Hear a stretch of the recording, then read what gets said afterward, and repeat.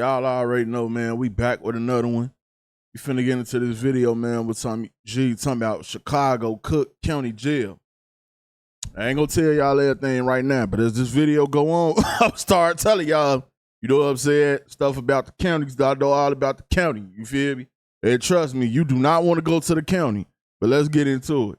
Chicago's Cook County Jail is one of the largest and most notorious jails in the United States. Home to around 6,000 inmates, many of whom are heavily gang affiliated, this is a massive correctional facility that has incarcerated some of Chicago's most infamous criminals like Al Capone, John Wayne Gacy, Larry Hoover, and King Von. Currently behind the barbed wire walls, Cook County sheriffs are battling against a serious and invisible drug epidemic called paper strips. What happens is smugglers take harmless looking items like books, court documents, or family photos, and they soak them with synthetic chemicals ranging from cabin. Bro, because they in a county trying to get high, because you could catch a case and be sitting in the county for 10 years, not knowing if you finna get convicted, not knowing nothing. They'll leave you sitting in the county forever before they give you your time, bro.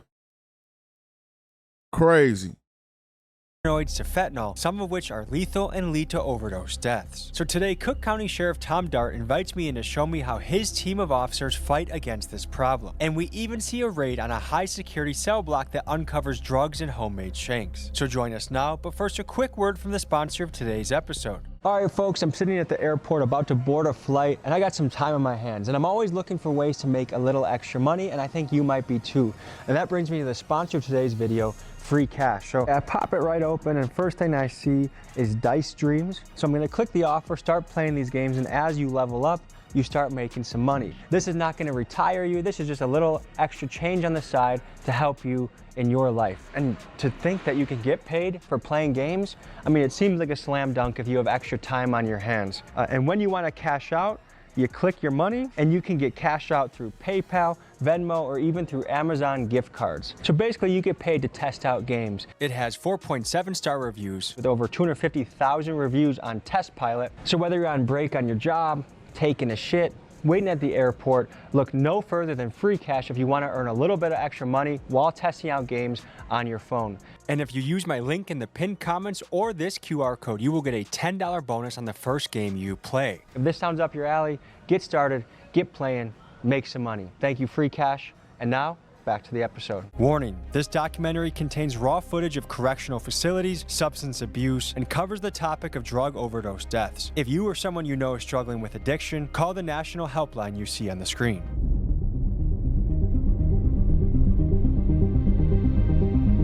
This is Tommy G, Tom Grishesky. Hey Tommy G, I already got the heads up about you. You're good. Thank you so much. Bye. All right, folks, we are at Chicago's notorious. Hey, look, I ain't gonna lie. One thing I used to always wonder about the county, right, is that, bro, you'll drive past and see, like, some of them sheriff cars and sheriff vans.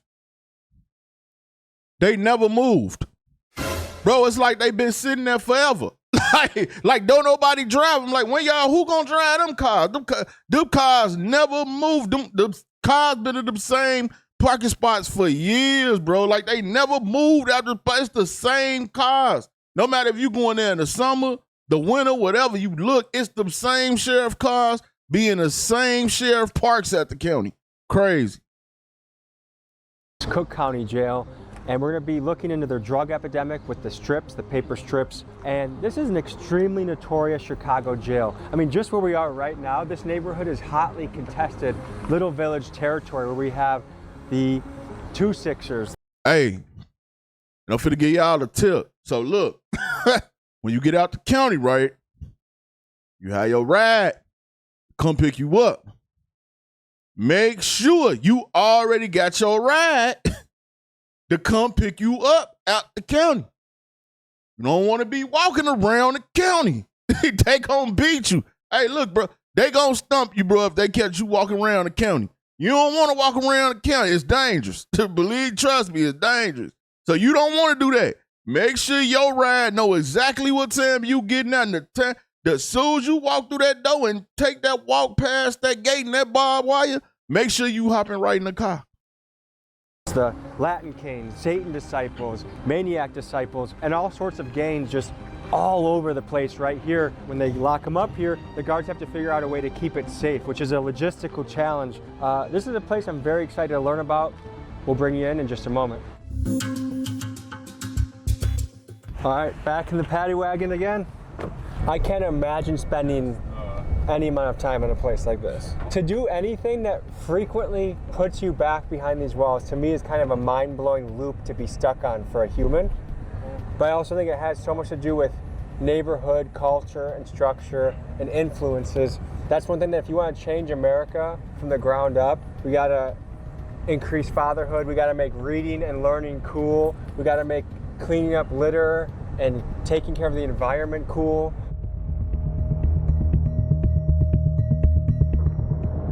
Who are we with right now?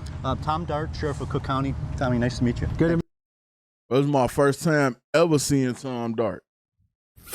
I ain't never seen this man. I always heard about him though. I ain't never seen this man. But this is my first time hearing about him though. But like I said, man, the county is a crazy place. Let's get back into it. Meet you, and you're gonna be taking us on a tour. Yeah, we're going to go into Division 6, which is one of the, about like 15 different divisions that we have right now here at Cook County. And do you know how many officers you have Bro, the county is overcrowded, bro. Everybody know the county overcrowded. on staff at a given time? Oh, a little under 3,000 correctional officers, correctional deputies, period, and run 3 different shifts. And depending on the population a little bit, it goes up and down a little bit. So this paper strip drug epidemic has been a big challenge. Yeah, you know, Tommy, the whole opioid epidemic that hit us about 5 or 6 years ago in this country hit everybody and hit every aspect of society pretty hard, so it was not unusual for it to appear here.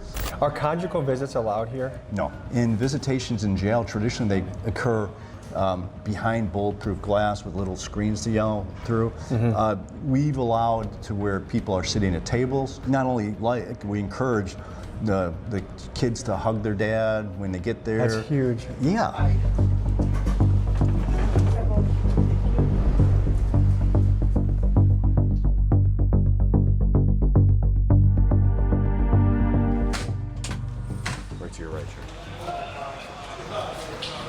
So we're going to the basement of Cook County, and apparently it's like a tunnel system under here.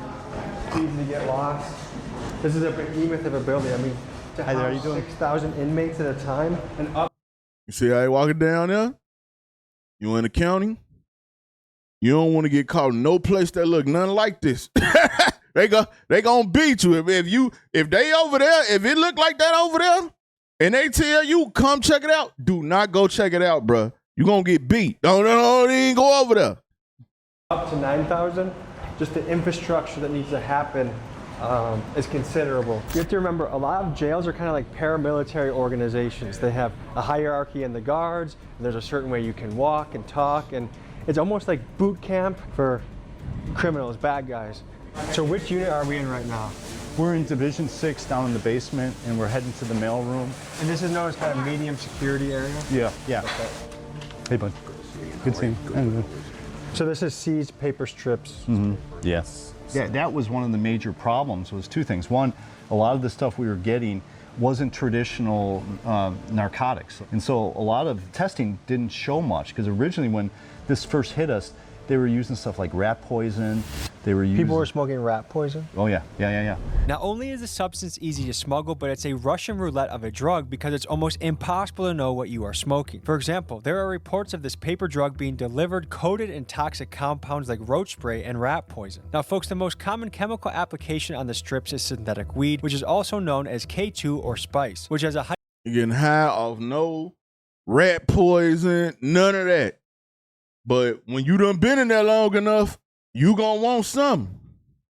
High school kid in Illinois in the early 2010s, I experienced this stuff firsthand. It is an incredibly intense high that sometimes resulted in me having to lay down and basically hallucinate for the first 10 or 15 minutes of the experience. And this is just another dangerous aspect of the strips because it can leave the intoxicated inmate incredibly vulnerable to being attacked, or in the case of what's happening in Georgia state prisons, tied up to be extorted for money. And so now Cook County sheriffs face a tough catch-22. They can either continue to allow physical paper documents through the mailroom, which civil rights advocates would say say is a protected First Amendment right, or like other jails or prisons, they can completely ban mail altogether and force inmates to receive digital copies of communication. So none of those things would hit if you test them because they aren't illegal substances. We test enough of it just to know what it is people are trying to sneak in these days. And it's now like different variations of cannabinoids that they're doing that keeps changing. We put so much time and energy into this thing, buying machines, not just dog sniffing, because none of the traditional stuff worked.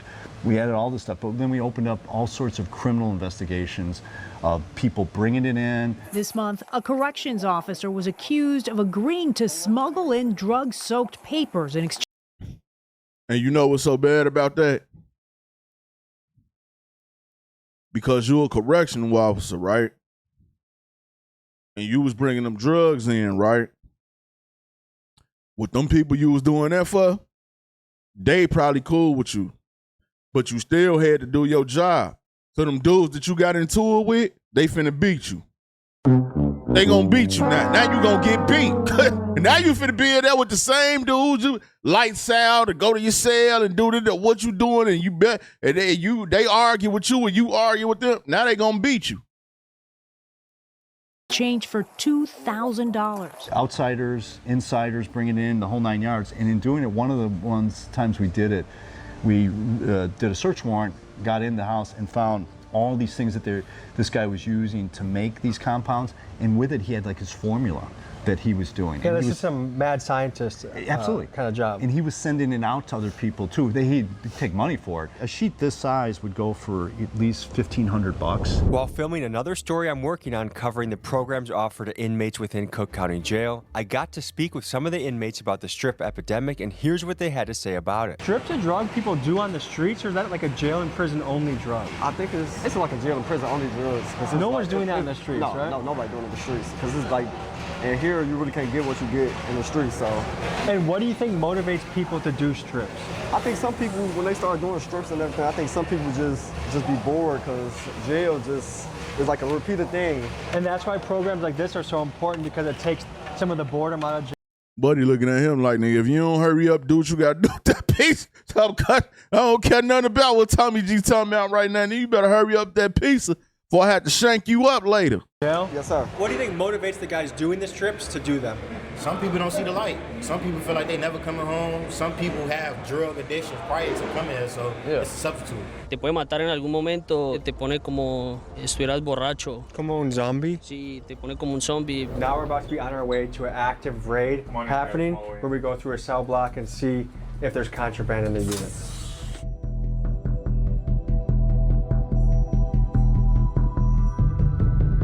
And now we're walking through legendary doors here. Anyone that is in the streets in Chicago knows about Cook County Jail. And famous rappers have been behind bars. Yeah, we know about it. I know something else about it too. The reason why people get in the county and feel like they ain't never coming home is because they will literally leave you in there forever, bro. It's people been sitting in the county 15 years. They ain't went up for their case yet. Get them people that, and that's another reason why it's overcrowded too. You go in there and fight your case, bro. When you get a continuous, your continuous could be anywhere from the next year to the year after that. Meaning you just went to court and now you got to wait a whole nother year. You probably already been in there 4 years. You got to wait another year. That's 5 years, bro. So they need to speed that whole system up. But they don't. It's still running on the own system. So when you get in the county, it could literally seem like you gonna be in FF. Bars here, King Von, Little Dirk.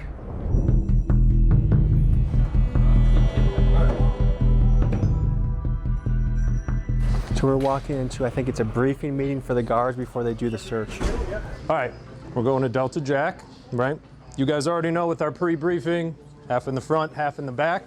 Everybody hits the floor. No deviation from that. Everybody hits the floor, everybody gets cuffed. When they hit the floor, make sure that you're observing, right? Make sure nobody's fiddling with anything in their waistband, trying to... I ain't gonna even lie, bro. When it comes to the female guards, they should just hire all ugly female guards, bro. Cause any cute female guard that's getting smashed, bro. Trying to say, getting hit. She getting hit in there, bro. I promise you, hey, They ain't gonna tell you that. I know about the county, man. If it's a female guard in there, she finds somebody in there hitting her. I promise you. They ditch any contraband, weapons, whatever. Cuff them. Once everybody's cuffed, a couple of you guys break off upstairs. We'll make sure the bathrooms upstairs are clear. Everybody gets assisted to their feet, escorted to the wall. Everybody gets a good pat down. They're going indoor rec. Be safe. You guys know who your partners are. Where your partner goes, you go. Okay? Nobody's alone. But we gather information through various avenues to determine who has the contraband. Which person, maybe it's not on person, maybe it's under a sink, maybe it's somewhere under a water closet, somewhere they have easy access to. But through various ways of information, that's how we get it and we narrow it down. All the information together, like, okay, I heard it from here, we got it from here, we got it from here, it's all linking up, then we go hit it. All right, here we go. You always feel the excitement. Hey, and don't get it twisted. People be all that, we got to see the paperwork and all this and all that. Niggas be in the county snitching too. Yup, niggas be in the county telling. Trust me, it's a guard in there right now on this raid. He know what everything at. That's why they gonna go straight to it. You ever notice how they'll do the raid and then go straight to? They probably blow right past you. They ain't gonna even ask you nothing. That's because somebody done told that guard, well, you got everything, well, you had it at. They done tricked on you and told you. Probably either, you know what I'm saying, try to get some time cut or get out early or win a little favor. Whatever they need, nigga will tell on you for a pack of noodles. If you need a pack of noodles, then you get told on, nigga. Nigga need some noodles, nigga. I'm telling them, that's how them niggas be doing it, bro. And then niggas want like, man, how they get my shank? How they get the drugs? How they get? But hey, them niggas told on you, nigga. In the air before a raid. These officers are getting ready to launch a full-scale blitz on a maximum security unit. In order to overwhelm and quickly subdue every single inmate, they are going to sweep the pod from 2 different entry points with the goal of no inmate being able to have the time to hide contraband or flush drugs down the toilet. Let's see how this goes down. You think the inmates know you guys are coming? It's 50-50. We usually don't hit it this late, so it might be a good chance that they don't think we're coming. The only way they would know is if one of them guards already told them, hey, look, on woo woo woo day, we finna do the raid. I told like, hey, when the day, hey, we finna do it. But like I said, guards be trying to move up. They be trying to get higher positions and rank up and all that. They going straight to the contraband. Watch this.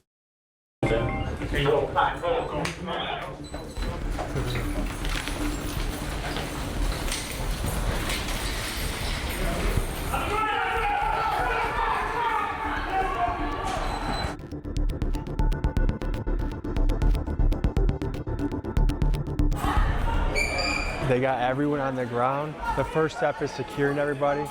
Look, you see people peeking their heads out of their cell too.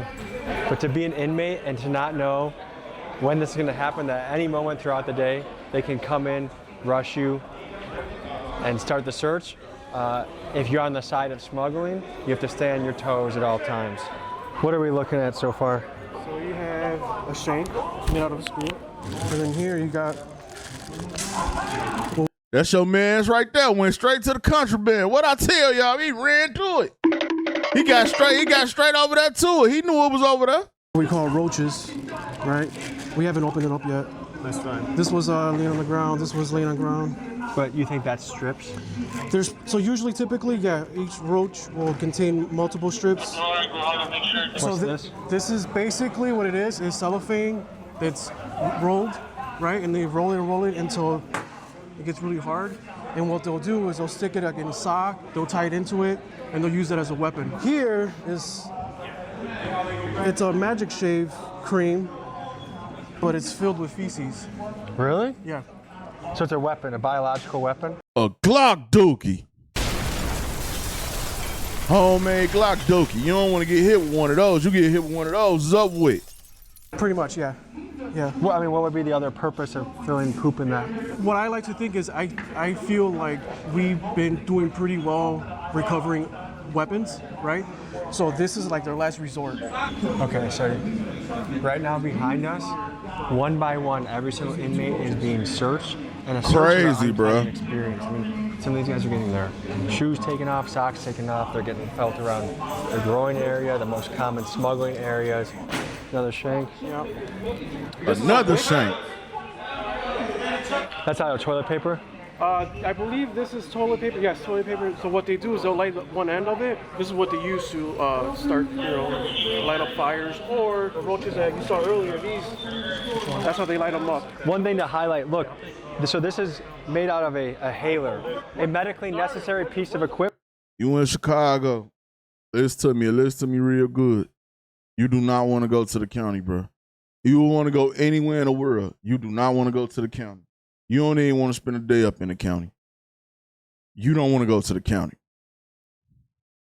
But if abused, can be turned into something that can stab somebody. And this is the fine line that a jail has to operate: is human freedoms, healthcare, danger. Another thing to note here is I was curious how the segregation might work, but I do see Latinos, blacks, mixed. Some jails racially segregate, some do it by gang, some do it by age, some do it by level of danger to society. But how you sort people is a recipe that can either make safety or danger depending on how you do it. A logistical question that every jail has to think about. So anyone that is wearing a green jumpsuit, it's apparently because they've either indecently exposed themselves or got caught masturbating. We tell everyone not to search the day room, especially when there's none of these guys present. These individuals, if there's stuff hidden in the toilets, under the toilets, the main thing with that is this is priority. Clearing the tier, making sure all of them are gone. If there's a weapon or some drugs in that toilet, it's not going anywhere. Does each guy have a bathroom in their cell too? Yes. Yes. So this is the community room if they're out and about. Are they allowed to have any sort of towel? No. Another shank. Another shank? I knew I saw something. Looks like to be another screw. Make sure it's just clear. This is the only division that has these where you can kind of control. Your skin's got to touch it, but see, that's a problem too. If it's not lighting with the skin, that means that it's tampered with. And what are the implications of this being tampered with? They could loosen these screws, which allows this to come up, exposing the wires. Man. Attempt to light fires or just conceal contraband in there. I mean, these guys have all day, every day to figure out how to hide this stuff. So we just start from the back and just work our way this way.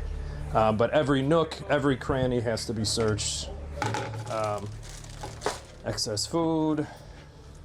So I usually start with the windows, just because it's all the way on the end. They can hide stuff in there. So when we're doing this, the main thing we want to do is we don't want to mess up their stuff. We don't want to be bogus. But for us, we go picture by picture, paper by paper. These guys are ingenious. They could have 2 pieces of paper glued together with drug-soaked paper in between them, and just any quick glance.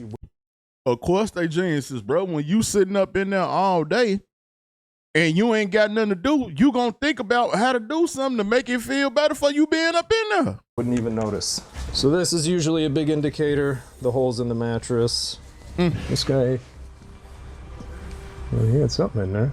So yeah, with these books, you just essentially, these might just be bookmarks, but we got to make sure that they're just bookmarks. Because in between any of these pages could potentially be, and not even just drug-soaked paper either, staples, paper clips, tattoo needles, really anything. Do raids happen on a daily basis? Well, that's our whole function. I mean, we wouldn't describe them as raids. They're targeted searches or just regular tier searches. They have to be done. It all depends on the information we have, the intel we have will determine if we're gonna make a strategic. The intel we have, AKA nigga snitching and telling. Nigga snitching and telling, that raid coming. Strategic entry through the front door, the back door, both. If we're just gonna hit a cell or 2, it all depends. A lot of planning goes into each one of these. Have you seen any overdoses happen in these units? Yes. In 2023, Cook County Jail had 18 inmate deaths, and a third of those were due to drug overdoses, making this drug problem the single greatest cause of unnatural death in the facility. The 50th time this year, the Cook County Sheriff's Office makes an arrest related to drug-soaked paper, including occasionally the guards themselves. This month, a corrections officer was accused of agreeing to smuggle in drug-soaked papers in exchange for $2,000. Folks, because smuggling a single soaked piece of paper can be worth as much much as $10,000. And because it is also very difficult to detect who the dealer is that is smuggling in the drugs, my gut tells me that the economic incentives are too high for this problem to go away anytime soon. Which would you say is more dangerous, the gang violence or the strips? They're both just as important, right? But paper drugs have been prevalent for the last, how long? It's really picking up steam. But the problem is that with the paper drugs, it's dangerous to not only them, but it's also dangerous to us as well.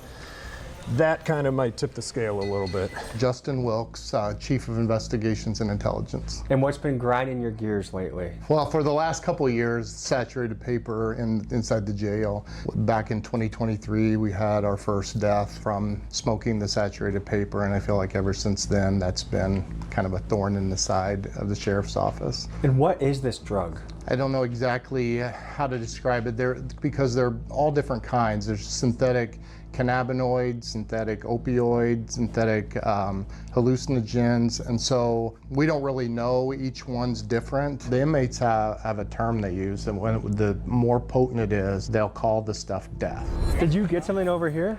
Yeah. Can you show me what that is? They must have had a wick and that started these on fire.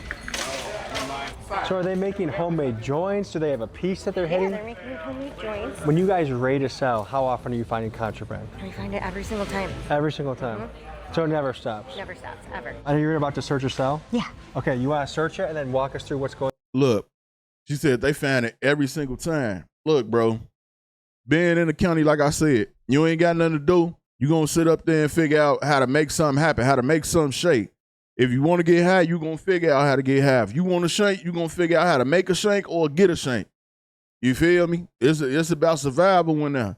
And like I said, you might go in there thinking you ain't going to be in there for a long time. You might be in there for a long time. Going through your head as you're searching? Sure. So I start from the top all the way here, and I'm just looking for anything that they either stuff inside of like these lights, and this came off of the top, so I'm gonna go through it, see if it looks saturated or if they hid anything in there. How long have you been doing this for? I am going on my 4th year. And what's it like? You know what? I really do like it, and it's wild. But are you attracted to the adrenaline and the excitement? Yeah, I guess so. And here, in between these little joints, She in there getting cracked. You know what I'm saying? She in there getting cracked. That's what she like about it. Yeah, I like it. Yeah, I bet you do. they stuff stuff too. This is just the wrapper, but sometimes they put like the Suboxone strips in here, but nothing's in here. Which drug would you say causes you the most trouble nowadays? Probably the drug soaked paper.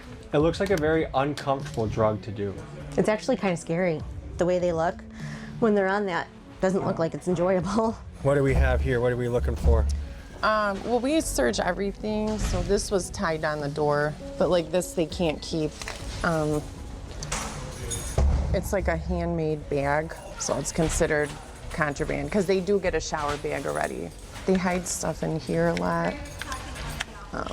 I found Suboxone a few I better stay out the streets, boy. You do not want to go to the county. times, so I always open their mineral cream. So you're the tester? I'll do the testing and write down exactly what was found, like the contraband they're not supposed to have. But if they bring suspected paper, this one's for synthetic cannabinoids, but we also have other tests. So we have the multi, could be fentanyl, heroin, cocaine, meth, MDMA, or we have the opioids test. But you basically just rub on the paper that you think is suspect narcotics. Once you rub it on the paper, there's like 2 vials in the test kit.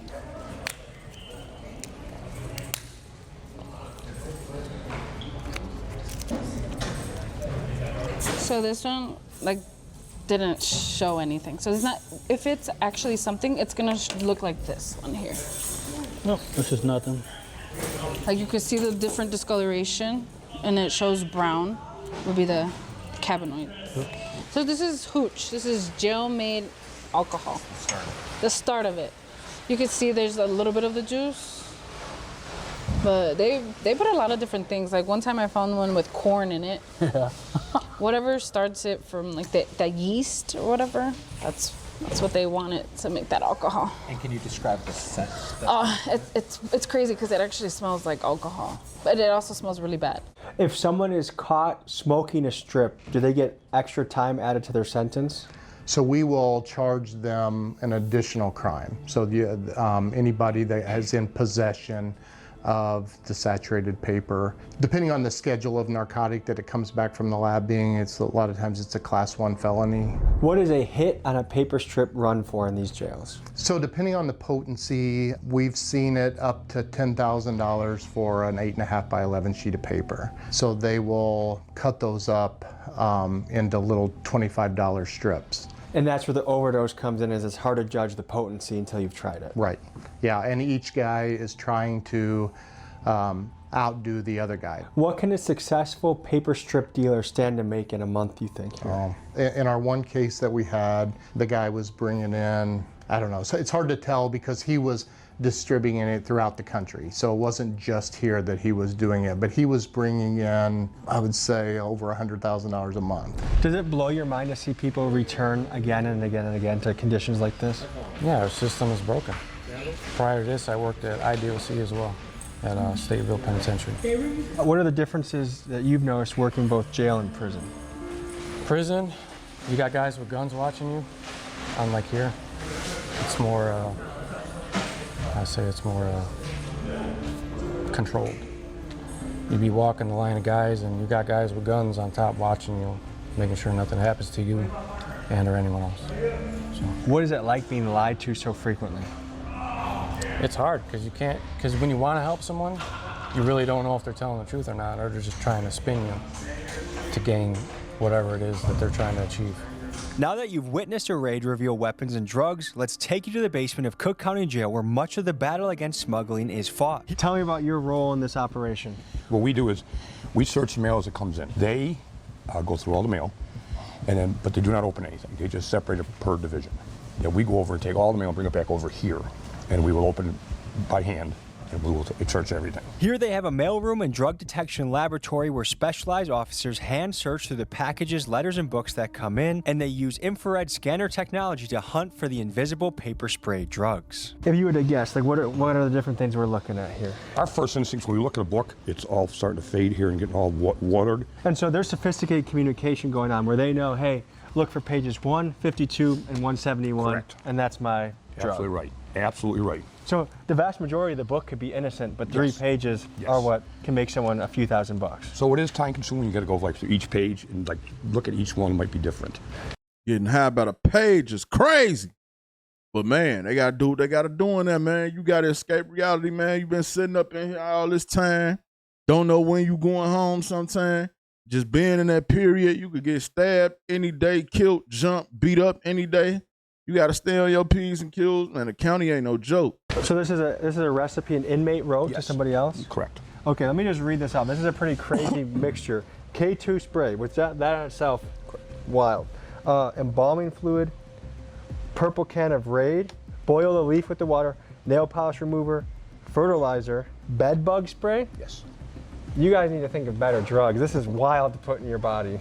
How often is a smuggling attempt made, do you think? I mean, I don't have like real stats, but I would say daily. Just the amount of paper that we found in here saturated with something would lead me to believe that it's coming in from every avenue that's possible. And then you walk a weird line between inmate rights and inmate safety. Right. Tell me about that. Most of them are not convicted of a crime yet. They're here facing their trial, and so they're innocent until proven guilty. And so there's this feeling that you want to they have rights and that they want to be able to communicate with their family on the outside world, and you want that for them.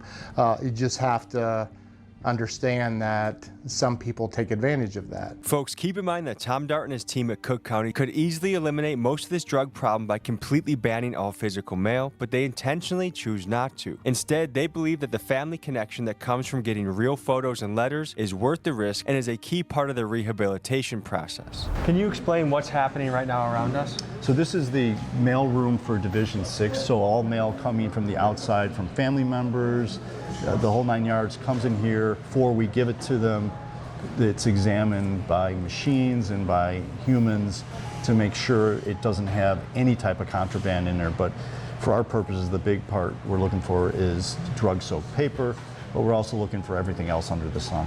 You want to check out this machine? Yeah, if we could. This was something that we got into when things started really heating up and things were really getting difficult. They call it a T-ray machine. It's not an X-ray machine, so it's safe for your hand. And it's not going to have X-rays, something that's going to hurt your body. What they do is when we get the mail, you put it on here, and it calibrates to the machine. But these are 6x9s. You can select standard mail 6x9 or to 10x13s. So this is 6x9. So once you put it on, as you can see all these red lines, and it's like an air movement. But no matter how much I try to push the air out, all the red, which is deep saturation, comes back in again. And so that indicates there's some uneven weight distribution. Correct, of saturation. Some kind of saturation, some kind of moisture that's inside it. So you're suspect of this envelope? Yes, this one is definitely suspect. So what would be the next step with something that you might identify So I will take as this, potential I'll take this contraband? back, and we'll have it tested, and we'll have it sent for destruction. Bro, y'all getting 1 million pieces of mail a day and y'all only got one machine? Just wasting the taxpayers' money. That's how they do it. They wasting the taxpayers' money. See, this one has a little bit, this is just air. Because as you can see, as I can move it, and it stays gone. See, there's nothing there. So this one's good. How do you quantify the mail that you guys receive on a weekly basis? Yesterday we had 270 yesterday, and out of that we confiscated 20. So about 10% of the mail is potentially compromised. That's correct. Now see, this one is extremely, there's no way I can get that out of there. What we're seeing is that the technology's had to adapt. Crime is an interesting balance because the criminals are always innovating. They're always going to be slightly ahead of law enforcement, and then they go here, and then they go here. It's kind of like a chess match. There's a couple things. One, they can repackage it. If it comes in, they'll just, seal it back and ship it back. Another thing is third-party Amazon. You could get a book and sell it on Amazon, and Amazon gives you shipping labels saying it's coming from Amazon. Technically not coming from Amazon, it's coming from you. Do you ever find yourself being impressed by the ingenuity of these guys? Oh, all the time. What do you think it would take to have these guys harness that energy in a positive direction in the free world? Desire to do it? Sorry. What is that? There's Suboxone right there in the seam. So that orange strip is Suboxone? That's Suboxone. I thought this book was going to pass. Right over here we caught another one, it looks like, guys. The texture on this right here, you can tell it's been manipulated already. So just to get a baseline, this is a clean sheet? Correct. Yeah. So clean sheet, okay. And then just go ahead and feel drag it. your finger across. Just keep on. Be careful with that. It takes a fine touch because the ordinary person, if they're not trained, I would just pass this. I have no idea that this is. Yeah, no, that's right away. You can tell its texture. Substances are making it to the city, and then orders are made from inside to out. Unless you just completely ban paper, I don't see how you stop this problem. Director Yassine, I run the Intelligence Center for the Cook County Sheriff's Office. Been with the department 24 years, active as a director for the past 8 years. How do you solve the strip problem? Eliminate any mail coming in here and just make it all electronic. What do you think motivates these guys to take the strips? You know, I wish I had an answer for that. What makes them want to do it? Chasing the high? They get tired of being sitting in there, cooped up in the room, bro. That'll drive you crazy. They want to escape that reality. Currently within these jail walls, which is more dangerous? Gang violence or the paper strips? I would say the paper strips. Folks, that was a look into Cook County's drug smuggling epidemic. Now, I ain't gonna lie, I don't agree with them right there because if you ain't in there on your 10 with that banging, you will get beat or cut or maybe even killed. You know what I'm saying? Basically, more of the story is, man, just go ahead and stay up out the county, man. It ain't even worth going there. Y'all get in the comment section, man. Let me know what y'all think. I'm out.